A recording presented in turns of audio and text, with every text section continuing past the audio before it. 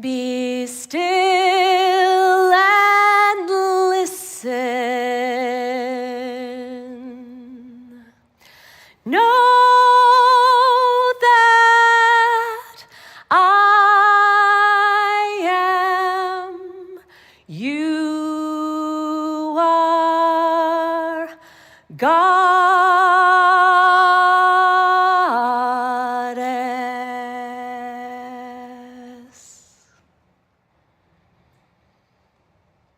I am.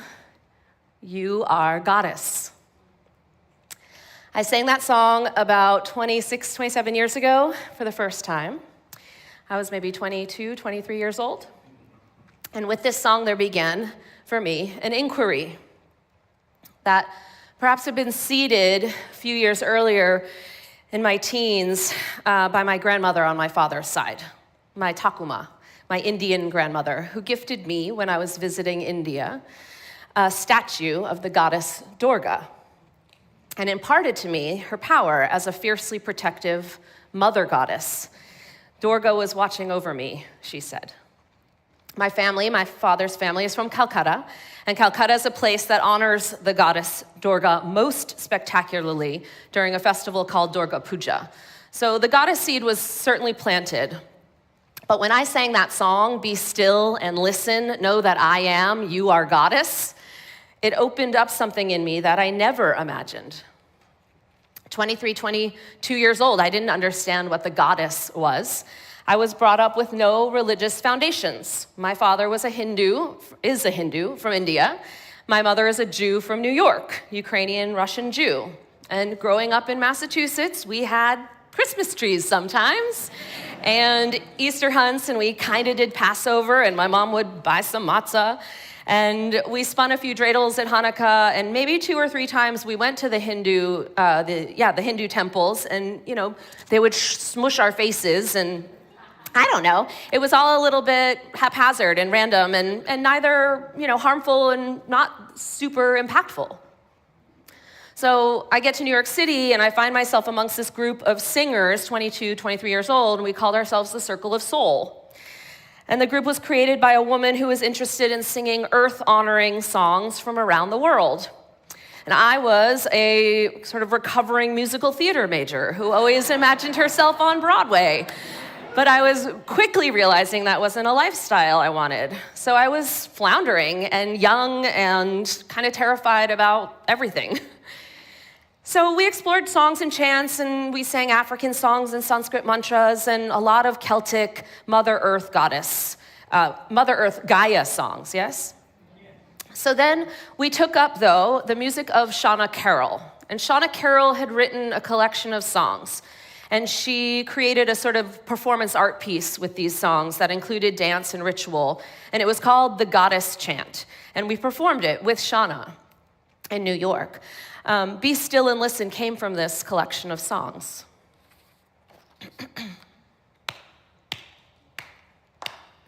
I am the goddess, I am the mother. All acts of love and pleasure are my ritual.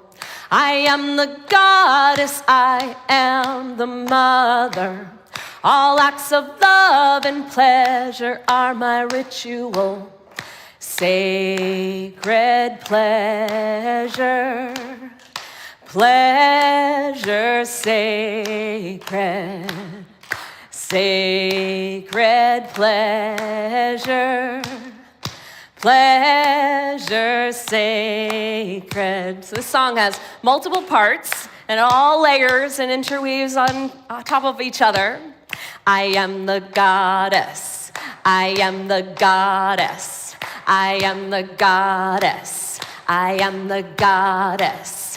Sacred pleasure, pleasure, sacred, sacred pleasure. You guys are awesome.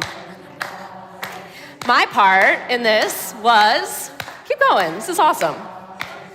I am the goddess, I am the goddess. I am the goddess. I am the goddess. I am the goddess. And over and over and over and over again, we would sing this song, amongst others. And I would just spin out. I am the goddess? Like, what does that mean? I am not a goddess. I have to find my sheet. I've lost my way. And I'm right where I need to be. Right. How does like being a goddess show up in New York City? I mean, I just didn't understand. But these songs really got me wondering, what is sacred pleasure? All acts of love and pleasure are my ritual. What is ritual? And I didn't really know what to make of all this, and I could have kind of shoved it all aside, and I was almost too weirded out. But I ultimately couldn't walk away. I didn't walk away. Because unlike the other touch-ins I had with religion, I kept singing with this group, this circle of soul, and I felt compelled to keep learning these songs. Mother, I feel you under my feet. Mother, I hear your heartbeat.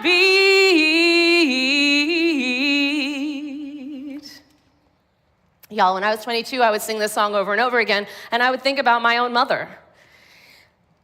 I was in deep conflict with my mother, and I definitely didn't want to be close enough to my mother to hear her heartbeat. But then we'd sing it again. Mother, I feel you under my feet. Mother, I hear your heartbeat. And of course, this song is a song to the Mother Earth. Under our feet, solid, majestic, stable. And I would wonder, does Mother Earth have a heartbeat? And how could I even begin to listen for that heartbeat in New York City? Ancient Mother, I hear you calling. Ancient Mother, I hear your voice. Ancient Mother, I hear your laughter. Ancient Mother, I taste your tears.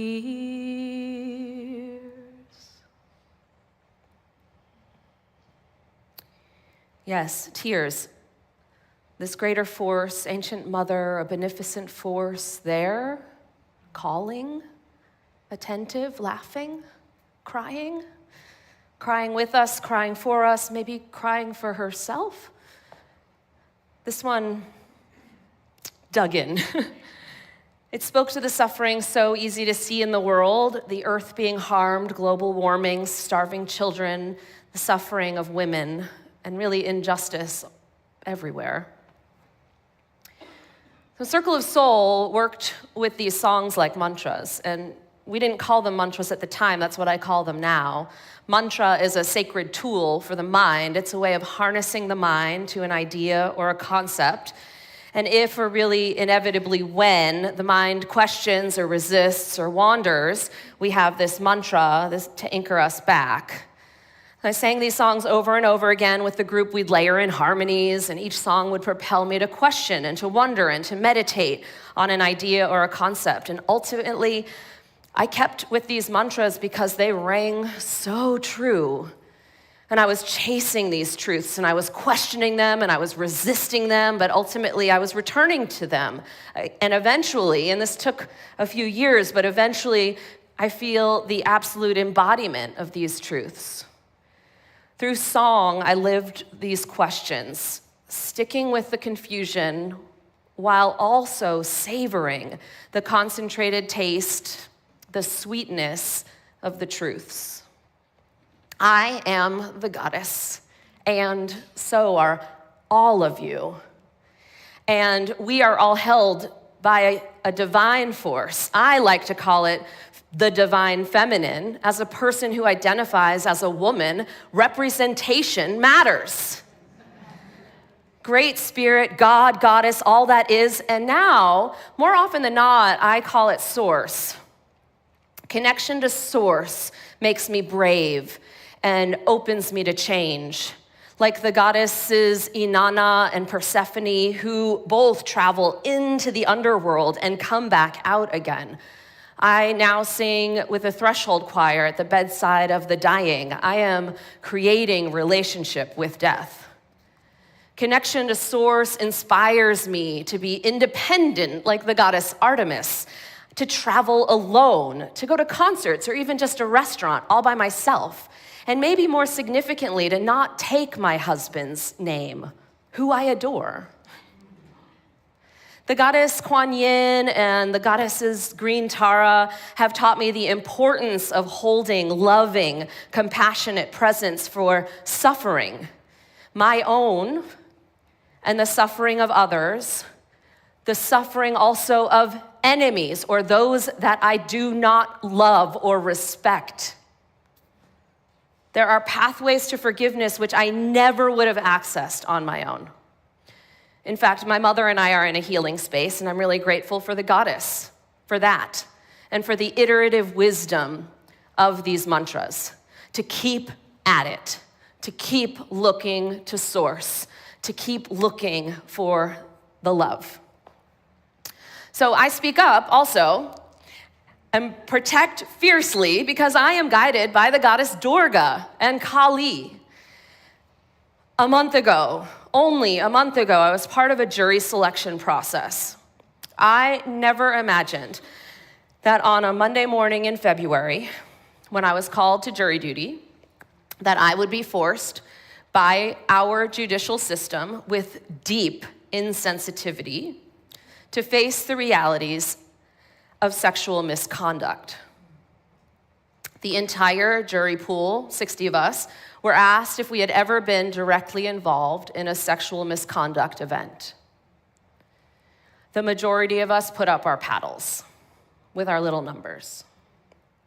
So they reversed the question and took down about 20 juror numbers, all of them men. But it didn't end there. They then individually asked us in front of the entire courtroom, lawyers, defendant, judge, handing us a microphone to answer the question, can you tell us more about that? Can you tell us more about that experience that you had with sexual misconduct? So we were subjected to listening to really terrible stories, one after another. And we all know that these things happen, right? But do we speak about them enough? One after another, terrible stories, mostly uttered in really low tones, the shame oozing out all over all of us. And really the thing is no one knew how to use a microphone, except for me. So it got to me, and I held the microphone up to my mouth like just how I know how to do it. I've been doing it a long time. My voice rang out in the courtroom. And I told the room that I did not want to tell stories I had never, ever told in a public space, such as this one. And that considering the Epstein files and my personal experience, I could absolutely not be an unbiased juror.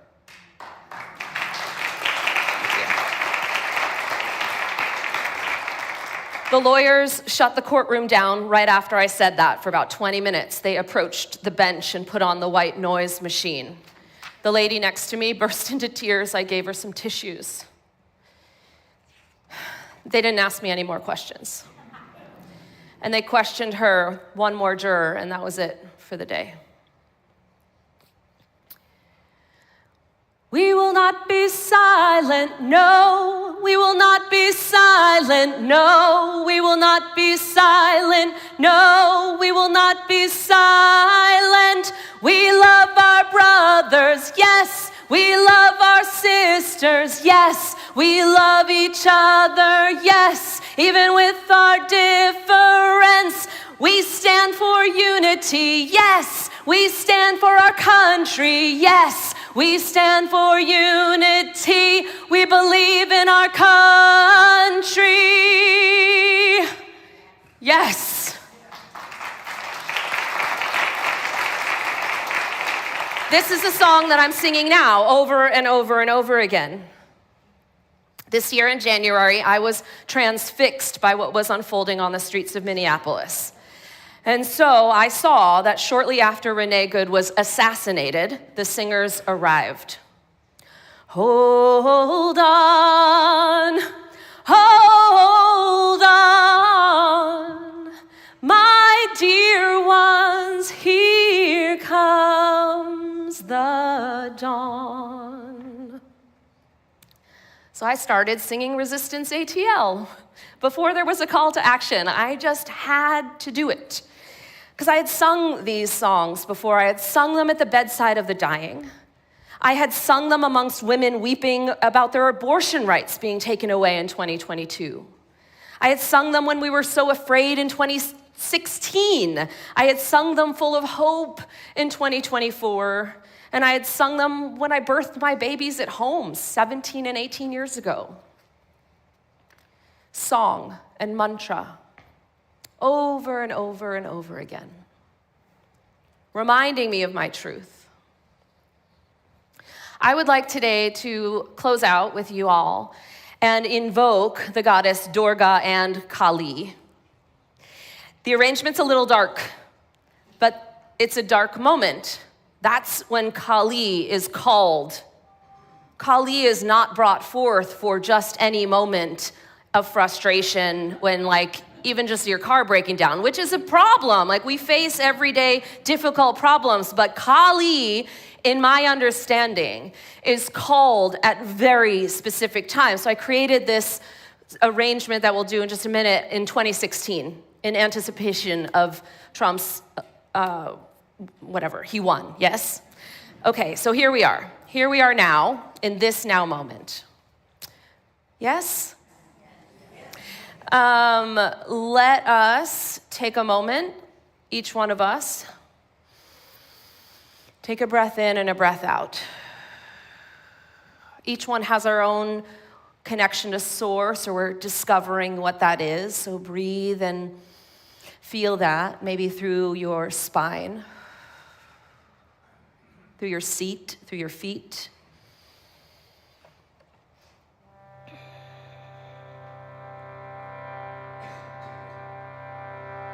All right, there are 3 different parts. We'll start with the bass part. And whoever likes to sing nice and low like that's going to sing that part. There's a second part, it's a little higher. And then there's a third part that I'll sing, that you can join me if you like, any of those parts. Kali Ma, Kali Ma. That's it. Kali Ma, Kali Ma, Kali Ma, Kali Ma. Beautiful. Keep going. Kali Ma.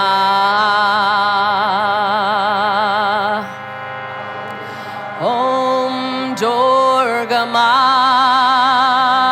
Om Durga Ma. Om Durga Ma. Listen. Om Kali Ma. 3 Durgas, 1 Kali. Om Durga Ma. Om Durga Ma. Om Durga Ma. Om Kali Ma. Yes. Om Durga Ma. Om Durga Ma. Om Durga Ma. Om Kali Ma. Om Durgaye Namaha. Om Kali Ma. Om Durgaye Namaha. Om Kali Ma. Om Durgaye Namaha. Om Kali Ma. Om Durgaye Namaha.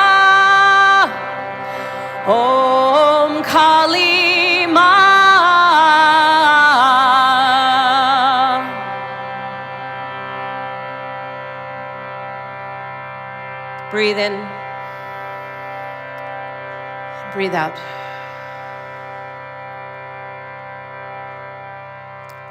The divine feminine has empowered me through song to use my voice. And I hope that you feel inspired to use yours. Thank you.